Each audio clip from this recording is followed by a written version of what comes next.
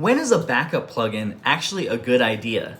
So in WordPress, typically I'm not for backup plugins. I think they're a waste of space and resources, and they slow down a website and they open up the door for vulnerabilities and hacks. And usually, typically they're unnecessary, because what you want to do, what's ideal, is to use your resources from your hosting company to have backups there. That's much more reliable. They do it automatically. It's on their server space, not on yours.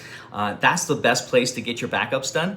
But I will make an exception when you don't have access to the hosting. So there's a couple websites that I manage where I don't have access to the hosting, and I don't know whether they're backed up. Most likely they're not backed up.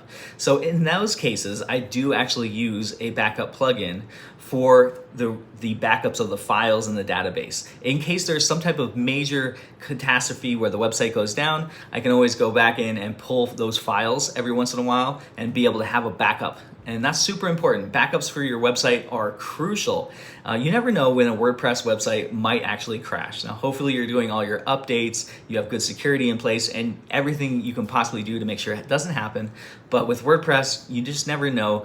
You do have a database which is open source, which means there can be all kinds of vulnerabilities. So you got to make sure you take the right precautions. I do recommend using a backup plugin in certain circumstances like that. But typically, if you have access to the hosting, buy the backup plan from your host. That's the best way to do it. So Joe Phil with SkyPoint Studios. Thank you so much for watching this video.